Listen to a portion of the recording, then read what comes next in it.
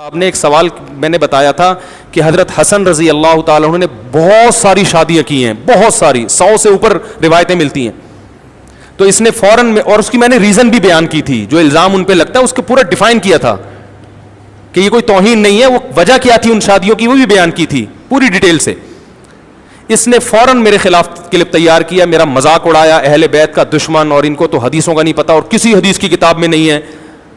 پھر اس نے اپنے ایک بیان میں کہا مصنف ابن شیبہ حدیث کی کتاب ہے جس میں یہ روایتیں ہیں، تو اسی میں حضرت حسن کی شادیوں والی روایتیں بھی ایک طرف کہہ رہے کسی حدیث کی کتاب میں نہیں ہے، حالانکہ یہ تو شیعوں نے لکھا ہے، شیعوں کی تاریخی کتابوں میں یہ سب چیزیں ملتی ہیں.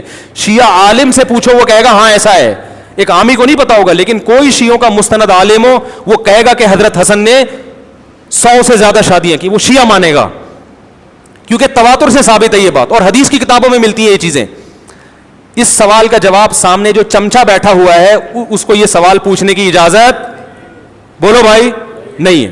دوسرا سوال، اس نے کہا کہ رفع الیدین نہ کرنے کی جو حدیث ہے ترمذی میں عبداللہ ابن مسعود رضی اللہ عنہ والی، وہ ضعیف ہے دو وجہ سے. ایک اس لیے کہ عبداللہ بن مبارک نے اس کو ضعیف کہا، دوسرا اس لیے کہ سفیان ثوری کی متدلیس ہے، وہ مدلس عن سے روایت کر رہے ہیں.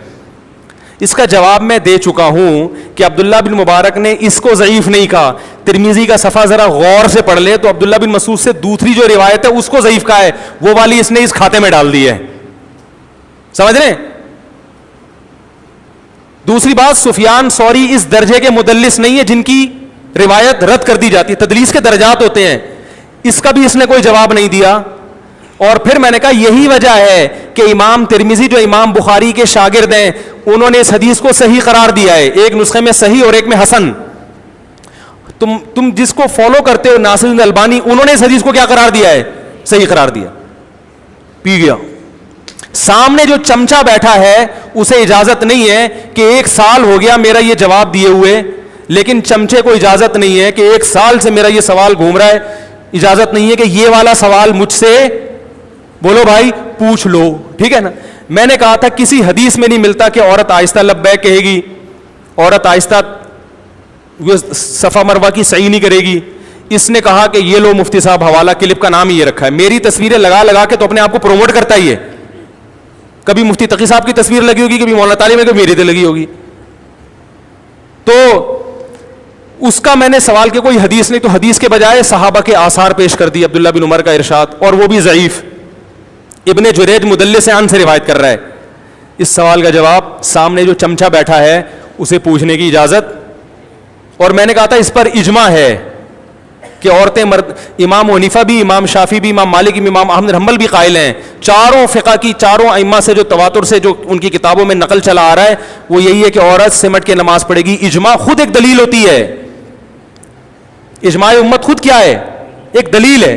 اس کا جواب یہ دیا کہ دیوبندی بریلویوں کا اجماع ہے. اب یہ امام حنیفہ، امام شافعی ایک دیوبندی بریلویوں کا، اور امام بخاری ایک روایت لے کر آئے کسی تابعیہ یا صحابیہ سے کہ وہ مردوں کی طرح نماز پڑھتی تھی، بس اس کے علاوہ کوئی روایت نہیں ہے.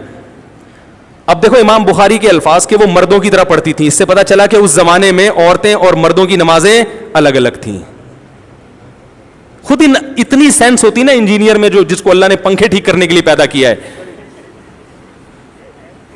اتنی سینس ہوتی تو کہتا یہی حدیث دلیل ہے کہ عورتوں کی نماز الگ ہے، مردوں کی الگ ہے. صحابہ تابعین، کیونکہ امام بخاری تابعین اور صحابہ کے دور کی بات کر رہے ہیں کہ وہ فلاں خاتون مردوں کی طرح پڑھتی تھی. ہاں تو پتہ چلا وہ دونوں، اگر وہ ہوتا تو کہتے ہیں بھائی جیسے سب پڑھتی تھی ویسے وہ بھی پڑھتی تھی، الگ سے کیا. تو نہ وہ مشہور شعر ہے نا، کہنے کا دل تو نہیں چاہ رہا لیکن کہہ لیتے ہیں، نہ خنجر اٹھے گا نہ تلوار ان سے، یہ بازو میرے آزمائے ہوئے ہیں. وہ پڈا کیا نا کسی نے، بولا نہ خنجر اٹھے گا نہ تلوار ان سے، یہ بازو میرے آزمائے ہوئے ہیں. اور پوچھ لوں؟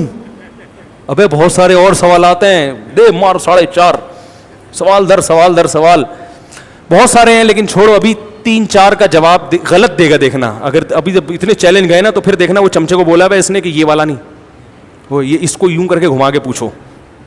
ایک آدمی نے مجھے بتایا کہ میں اس کو جو ای میل کرتا ہوں سوال میں، یا کوئی میں سوال بھیجتا ہوں تو یہ اس میں سے کاٹ چھانٹ کر کے اپنے حساب سے بنا کے اس کا جواب دیتا ہے. یہ بالکل ایسے ہے جیسے ایک حکیم صاحب، وہ گئے کسی کے پاس، وہ ایک مریض حکیم صاحب کے پاس گیا، پھنسی تھی اس کے، حکیم صاحب نے دوا دے دی. اس نے کہا یہ دوا پھنسی ٹھیک کر دے گی؟ اس نے کہا نہیں. کہا پھر کیا کرے گی؟ یہ پھوڑا بنا دے گی. تو حکیم صاحب اس کو پھوڑا کیوں بنا رہے ہو؟ کہہ رہے اصل میں مجھے پھوڑوں کا علاج آتا ہے, پھنسیوں کا نہیں آتا. پھوڑا بن جائے تو آنا میں ٹھیک کر دوں گا. تو بعض دفعہ ایسے ہوتا ہے کہ آپ کو جس سوال کا جواب نہیں آتا تو آپ اس کو گھما کے ایسا بنا دیتے ہو جس کا جواب آپ کو آتا ہے. ٹھیک ہے نا؟ تو یہ شرارتی یہی کچھ کر رہا ہے. آپ نے ایک سوال میں نے بتایا تھا کہ حضرت حسن رضی اللہ تعالیٰ عنہ نے بہت ساری شادیاں کی ہیں, بہت ساری, 100 سے اوپر روایتیں ملتی ہیں. تو اس نے فوراً میں, اور اس کی میں نے ریزن بھی بیان کی تھی, جو الزام ان پہ لگتا ہے اس کو پورا ڈیفائن کیا تھا کہ یہ کوئی توہین نہیں ہے, وہ وجہ کیا تھی ان شادیوں کی وہ بھی بیان کی تھی پوری ڈیٹیل سے.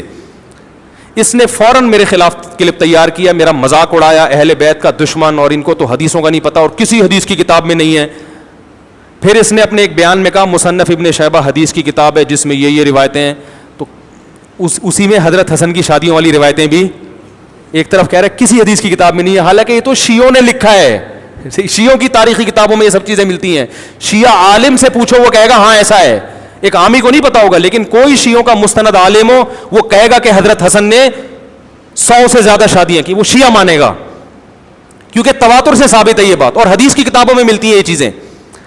اس سوال کا جواب سامنے جو چمچا بیٹھا ہوا ہے اس کو یہ سوال پوچھنے کی اجازت بولو بھائی نہیں ہے. دوسرا سوال, اس نے کہا کہ رفع الیدین نہ کرنے کی جو حدیث ہے ترمذی میں عبداللہ ابن مسعود رضی اللہ عنہ والی, وہ ضعیف ہے 2 وجہ سے. ایک اس لیے کہ عبداللہ بن مبارک نے اس کو ضعیف کہا, دوسرا اس لیے کہ سفیان ثوری کی متدلیس ہے, وہ مدلس عن سے روایت کر رہے ہیں. اس کا جواب میں دے چکا ہوں کہ عبداللہ بن مبارک نے اس کو ضعیف نہیں کہا. ترمذی کا صفحہ ذرا غور سے پڑھ لے تو عبداللہ بن مسعود سے دوسری جو روایت ہے اس کو ضعیف کہا ہے, وہ والی اس نے اس کھاتے میں ڈال دی ہے. سمجھ رہے ہیں؟ دوسری بات, سفیان ثوری اس درجے کے مدلس نہیں ہے جن کی روایت رد کر دی جاتی ہے, تدلیس کے درجات ہوتے ہیں. اس کا بھی اس نے کوئی جواب نہیں دیا. اور پھر میں نے کہا یہی وجہ ہے کہ امام ترمذی جو امام بخاری کے شاگرد ہیں انہوں نے اس حدیث کو صحیح قرار دیا ہے, ایک نسخے میں صحیح اور ایک میں حسن. تم جس کو فالو کرتے ہو ناصر البانی, انہوں نے اس حدیث کو کیا قرار دیا ہے؟ صحیح قرار دیا. پی گیا. سامنے جو چمچا بیٹھا ہے اسے اجازت نہیں ہے کہ 1 سال ہو گیا میرا یہ جواب دیے ہوئے, لیکن چمچے کو اجازت نہیں ہے کہ 1 سال سے میرا یہ سوال گھوم رہا ہے, اجازت نہیں ہے کہ یہ والا سوال مجھ سے بولو بھائی پوچھ لو. ٹھیک ہے نا؟ میں نے کہا تھا کسی حدیث میں نہیں ملتا کہ عورت آہستہ لبیک کہے گی, عورت آہستہ صفا مروہ کی صحیح نہیں کرے گی.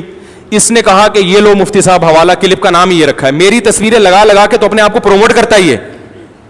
کبھی مفتی تقی صاحب کی تصویر لگی ہوگی, کبھی مولانا طالب میں, کبھی میری تے لگی ہوگی. تو اس کا میں نے سوال کہ کوئی حدیث نہیں, تو حدیث کے بجائے صحابہ کے آثار پیش کر دی, عبداللہ بن عمر کا ارشاد, اور وہ بھی ضعیف. ابن جریج مدلس عن سے روایت کر رہا ہے. اس سوال کا جواب سامنے جو چمچا بیٹھا ہے اسے پوچھنے کی اجازت. اور میں نے کہا تھا اس پر اجماع ہے کہ عورتیں مرد, امام حنیفہ بھی, امام شافعی بھی, امام مالک بھی, امام احمد حنبل بھی قائل ہیں. چاروں فقہ کی, چاروں ائمہ سے جو تواتر سے جو ان کی کتابوں میں نقل چلا آ رہا ہے وہ یہی ہے کہ عورت سمٹ کے نماز پڑھے گی. اجماع خود ایک دلیل ہوتی ہے. اجماع امت خود کیا ہے؟ ایک دلیل ہے. اس کا جواب یہ دیا کہ دیوبندی بریلویوں کا اجماع ہے. اب یہ امام حنیفہ, امام شافعی ایک دیوبندی بریلویوں کا, اور امام بخاری ایک روایت لے کر آئے کسی تابعیہ یا صحابیہ سے کہ وہ مردوں کی طرح نماز پڑھتی تھی, بس اس کے علاوہ کوئی روایت نہیں ہے. اب دیکھو امام بخاری کے الفاظ کہ وہ مردوں کی طرح پڑھتی تھی, اس سے پتہ چلا کہ اس زمانے میں عورتیں اور مردوں کی نمازیں الگ الگ تھیں. خود اتنی سینس ہوتی نا انجینئر میں, جو جس کو اللہ نے پنکھے ٹھیک کرنے کے لیے پیدا کیا ہے, اتنی سینس ہوتی تو کہتا یہی حدیث دلیل ہے کہ عورتوں کی نماز الگ ہے, مردوں کی الگ ہے. صحابہ تابعین, کیونکہ امام بخاری تابعین اور صحابہ کے دور کی بات کر رہے ہیں کہ وہ فلاں خاتون مردوں کی طرح پڑھتی تھی. ہاں تو پتہ چلا وہ دونوں, اگر وہ ہوتا تو کہتے ہیں بھائی جیسے سب پڑھتی تھی ویسے وہ بھی پڑھتی تھی, الگ سے کیا. تو نہ وہ مشہور شعر ہے نا, کہنے کا دل تو نہیں چاہ رہا لیکن کہہ رہتے ہیں نہ خنجر اٹھے گا نہ تلوار ان سے, یہ بازو میرے آزمائے ہوئے ہیں. وہ پڈا کیا نا کسی نے, بولا نہ خنجر اٹھے گا نہ تلوار ان سے, یہ بازو میرے آزمائے ہوئے ہیں. اور پوچھ لوں؟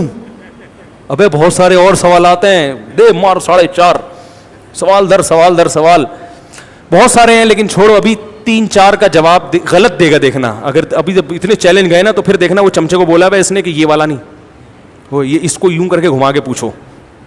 ایک آدمی نے مجھے بتایا کہ میں اس کو جو ای میل کرتا ہوں سوال میں یا کوئی میں سوال بھیجتا ہوں تو یہ اس میں سے کاٹ چھانٹ کر کے اپنے حساب سے بنا کے اس کا جواب دیتا ہے. یہ بالکل ایسے ہے جیسے ایک حکیم صاحب وہ گئے کسی کے پاس, وہ ایک مریض حکیم صاحب کے پاس گیا, پھنسی تھی اس کے. حکیم صاحب نے دوا دے دی. اس نے کہا یہ دوا پھنسی ٹھیک کر دے گی؟ اس نے کہا نہیں. کہا پھر کیا کرے گی؟ یہ پھوڑا بنا دے گی. تو حکیم صاحب اس کو پھوڑا کیوں بنا رہے ہو؟ کہہ رہے اصل میں مجھے پھوڑوں کا علاج آتا ہے, پھنسیوں کا نہیں آتا. پھوڑا بن جائے تو آنا میں ٹھیک کر دوں گا. تو بعض دفعہ ایسے ہوتا ہے کہ آپ کو جس سوال کا جواب نہیں آتا تو آپ اس کو گھما کے ایسا بنا دیتے ہو جس کا جواب آپ کو آتا ہے. ٹھیک ہے نا؟ تو یہ شرارتی یہی کچھ کر رہا ہے.